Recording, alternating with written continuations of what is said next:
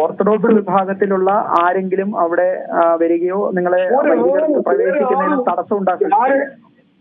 സഭാപരമായിട്ട് നമുക്ക് അവരോട് അഭിപ്രായ വ്യത്യാസം ചെയ്യുമ്പോൾ തന്നെ ഇന്നലത്തെ പർട്ടിക്കുലർ ഇഷ്യൂവിൽ അവർ ബിഹൈൻഡ് കട്ടറിലുണ്ടോ എന്ന് എനിക്കറിയില്ല എങ്കിൽ പോലും ഞാൻ മനസ്സിലാക്കിയിടത്തോളം ആ പ്രദേശത്തുള്ള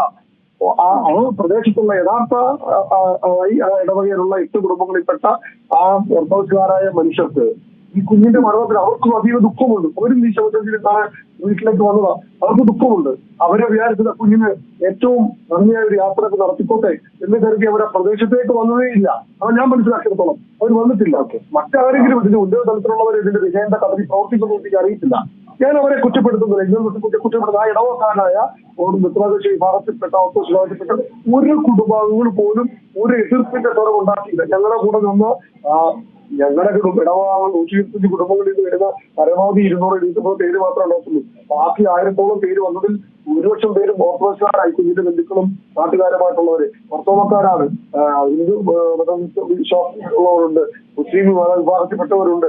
അവരൊക്കെ ഒന്ന് പോലീസുകാരോട് കൈകൂടി പറയാമല്ലോ. ആ ഒരു കുഞ്ഞിനാക്കാൻ വന്നില്ല സാർ, എന്തിനാ ഇങ്ങനെ പ്രകോപനം സൃഷ്ടിക്കുന്നത്?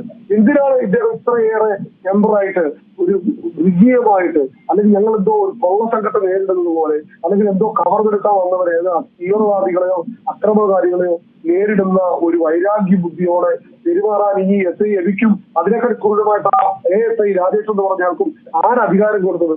ഈ പെൺകൊച്ചിനെ നെഞ്ചത്തിടിച്ച് അവള് കുഴഞ്ഞു വീണ് അവള് അല്പം കഴിഞ്ഞപ്പോൾ ചോറ് ഛർദ്ദിച്ചു. 2 തവണ ചോറ് ഛർദ്ദിച്ചത് കണ്ടിട്ട് സർക്കിൾ ഇൻസ്പെക്ടർ പറഞ്ഞ ഇഷ്ടം കൊണ്ടാണ് പറഞ്ഞു. ആ വിഷയത്തിൽ, ആ പ്രശ്നത്തിൽ നിങ്ങൾ പരാതി കൊടുത്തിട്ടുണ്ടോ? അതായത് ഞങ്ങള് നിയമാനുസൃതം ഞങ്ങള് ഗവൺമെന്റ് ആശുപത്രിക്കാണ് ചികിത്സ തരുന്നത്. ഗവൺമെന്റ് ആശുപത്രിയിൽ നിന്നും കൃത്യമായി ഇൻറ്റിമേഷൻ പോയിട്ടുണ്ട്. ആ ഇൻറ്റിമേഷൻ പോയാൽ നിയമാനുസൃതമായിട്ട് ആ ബന്ധപ്പെട്ട പോലീസ് സ്റ്റേഷനിൽ നിന്ന് കൺസേണ്ട ഉദ്യോഗസ്ഥർ വന്ന് കുട്ടിയുടെ മൊഴിയെടുക്കേണ്ടതാണ്. ഇന്ന് വരെ കുട്ടിയെ അന്വേഷിക്കുകയോ മൊഴിയെടുക്കുകയോ ചെയ്തിട്ടില്ല.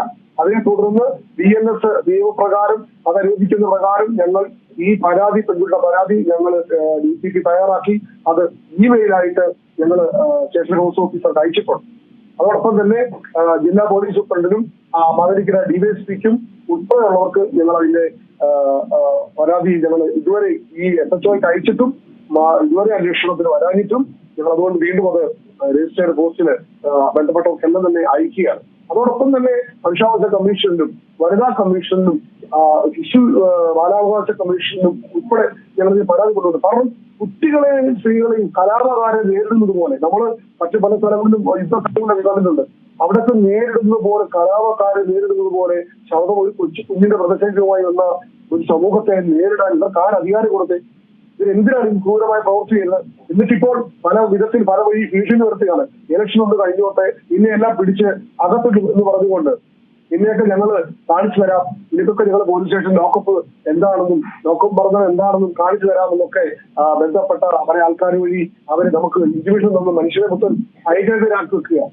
ഒരു ഭീകരാന്തരീക്ഷം സൃഷ്ടിച്ച് അക്രമം അഴിച്ചുവിട്ട പോലീസ് ഉദ്യോഗസ്ഥർ ഇപ്പോൾ വീണ്ടും മനുഷ്യരുടെ മനസ്സിൽ ഭയാശങ്കകൾ ഉടലെടുക്കും. കാരണം ഇപ്പൊ പോലീസിന്റെ അധികാരത്തിൽ നിൽക്കുക. കാരണം ഗവൺമെന്റിനോ മറ്റു അധികാര ഘട്ടങ്ങൾക്കോ ഇടപെടാൻ പരിമിതിയുണ്ട്. തെരഞ്ഞെടുപ്പ് പെരുമാറ്റത്തോടെ നിൽക്കുന്ന സാഹചര്യത്തിൽ അവർക്ക് ഇടപെടുന്നതിന് പരിമിതിയുണ്ട്. തിരഞ്ഞെടുപ്പ് കമ്മീഷന്റെ അണ്ടറിലാണ് എല്ലാ ഗവൺമെന്റ് സർവീസുകളും പ്രവർത്തിക്കുന്നത്. അപ്പൊ ആ സൗകര്യം മുതലെടുത്തുകൊണ്ട് വ്യാഴാഴ്ച ഇലക്ഷൻ കഴിയുമ്പോൾ നിന്നെയൊക്കെ ഞങ്ങൾ ലോക്കപ്പിൽ കയറ്റി ഇതിന്റെ ബാക്കി ഞങ്ങൾ തരാമെന്നുള്ളതായ ഭാഷയിലുള്ളതായ അറിയിപ്പുകളാണ് അവർ ഇൻഡയറക്റ്റ് ആയിട്ട് പല മനുഷ്യർ വഴി നമുക്ക് നൽകിക്കൊണ്ടിരിക്കുന്നത്.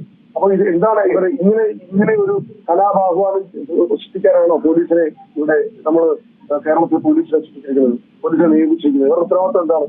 ഇങ്ങനെയുള്ള സാഹചര്യം ഒഴിവാക്കുക എന്നുള്ളതല്ലേ?